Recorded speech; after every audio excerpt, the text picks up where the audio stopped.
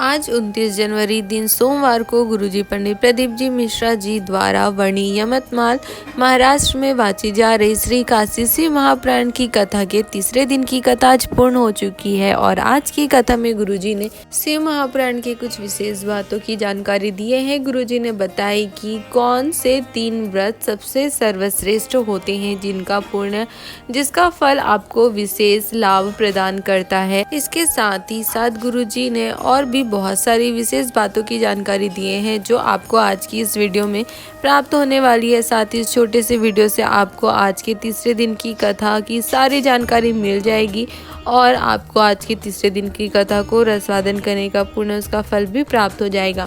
कथा को शुरू करते हुए गुरुजी ने कहा कि रामचरितमानस में केवल एक वानर ऐसा था जिसे राम जी अयोध्या लेकर नहीं आए थे। गुरुजी ने कहा कि अगर आपने वाल्मीकि रामायण पढ़ी होगी तो इसका वर्णन आपको देखने में मिला होगा कि केवल एक वानर ही ऐसा था जिसे राम जी अयोध्या लेकर नहीं आए। जामन जी आए, सुग्रीव जी आए, नल नील आए, हनुमान जी आए और बाकी सभी वानर आ गए। बस एक वानर ऐसा था जिसे भगवान राम अयोध्या लेकर नहीं आए थे और उस वानर का नाम था द्विध वानर। और ऐसा क्यों हुआ था इसका वर्णन करते हुए गुरुजी ने बताया कि ऐसा क्या हुआ था कि जिसके कारण राम जी ने द्विध वानर को लंका से अयोध्या लेकर नहीं आए। गुरुजी ने बताया कि वो हमेशा गलत कर्म करता था।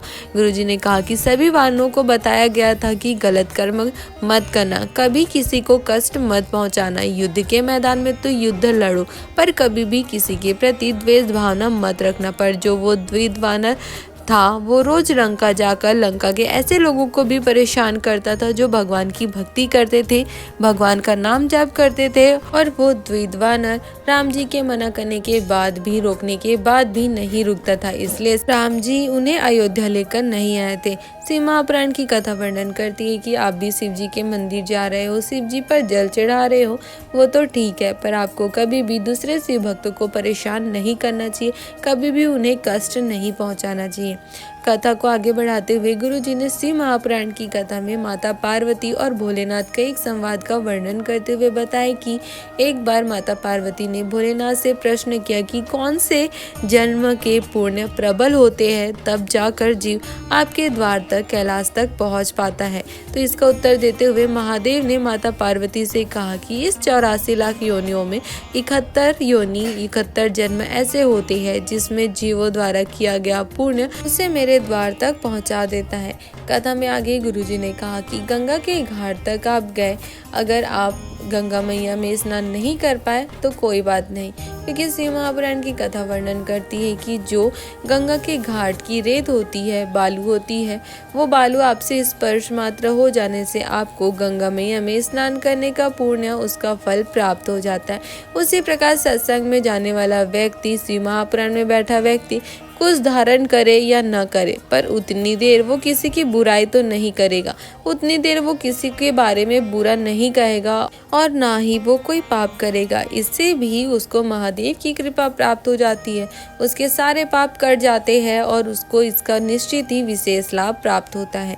कथा को आगे बढ़ाते हुए गुरुजी ने कहा कि 3 प्रकार का व्रत सर्वश्रेष्ठ माना गया है शिव महापुराण की कथा में, जिसमें से पहला व्रत है जो आप सभी रखते हैं, जिसमें आप कुछ मत खाओ। जो व्रत अधिकांश लोग रखते हैं, व्रत में कुछ नहीं खाते हैं, बस फलाहार करते हैं। दूसरा व्रत है जिसमें आप किसी को पानी पिलाओ, किसी प्यासे को पानी पिलाओ, भूखे को भोजन कराओ, जरूरतमंद को उसकी ज़रूरत की चीज़ें आप प्रदान करो। अगर किसी के जीवन में कोई कष्ट है, तकलीफ है, तो आप उसे दूर करने का प्रयास करो। और तीसरा और शिव महापुराण का सबसे महत्वपूर्ण व्रत है, अगर आपकी वजह से किसी के मुख में थोड़ी सी भी प्रसन्नता आ जाती है, स्माइल आ जाए, तो यह व्रत सबसे महत्वपूर्ण होता है और आपका सफल होता है और आपको उसका फल निश्चित ही प्राप्त होता है। कथा में आगे गुरुजी ने कहा कि शिव महापुराण की कथा वर्णन करती है कि आपको हमेशा महादेव से 3 चीज़ों को अवश्य लेना चाहिए, उसे अपने जीवन में अवश्य उतार लेना चाहिए ताकि हमें जीवन में सफलता की प्राप्ति हो सके, जीवन में सुख शांति की प्राप्ति हो सके।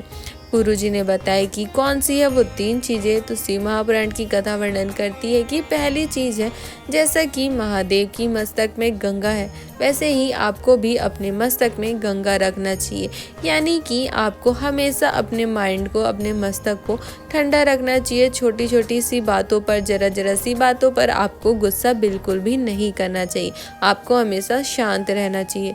दूसरी चीज़ जो आपको महादेव से धारण करना है, अपने जीवन में उतारना है, और वो है जैसे महादेव मौन रहते हैं और तपस्या करते हैं, उसी तरह आपको भी अपने जीवन में ज़्यादा नहीं बोलना चाहिए। और जब भी बोलो तो आपको अपनी वाणी में मधुरता रखनी चाहिए। किसी को भी कड़वा नहीं बोलना चाहिए, अपशब्द नहीं बोलना चाहिए।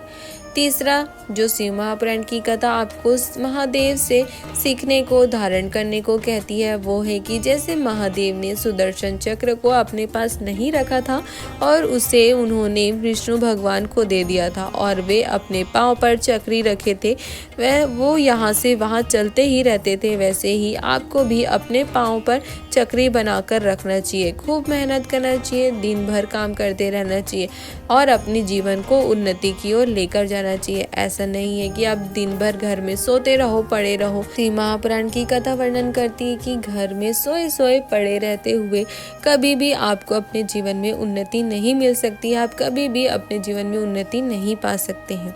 कथा में आगे गुरुजी ने आगे की कथा की जानकारी देते हुए बताया कि इसके बाद की, यानी कि जो अभी वर्तमान में कथा चल रही है, श्री काशी शिव महापुराण की कथा जो वणी यमतमाल महाराष्ट्र में चल रही है, इसके बाद की कथा, इस कथा के विराम होने के बाद इसके बाद की कथा 5 फरवरी से 9 फरवरी 2024 तक जमशेदपुर झारखंड में होगी, जो कि 5 दिवसीय कथा होगी और इस कथा का नाम होगा पतालेश्वर शिव महापुराण की कथा। साथ ही गुरुजी ने बताया कि आपको इस कथा में शरीर की हड्डियां गलने लगती है या फिर रीढ़ की हड्डी में गैप आ जाता है, शरीर के कष्टों को दूर करने के लिए पातालेश्वर महादेव का स्मरण करके क्या अर्पित करना चाहिए और उससे आपको क्या प्राप्त करना चाहिए, हड्डियों से जुड़ी सारी समस्याओं से मुक्ति पाने के लिए, शरीर के कष्टों से मुक्ति पाने के लिए, इन सब की जानकारी आपको जमशेदपुर में होने वाली 5 दिवसीय श्री पातालेश्वर शिव महापुराण की कथा में प्राप्त होगी।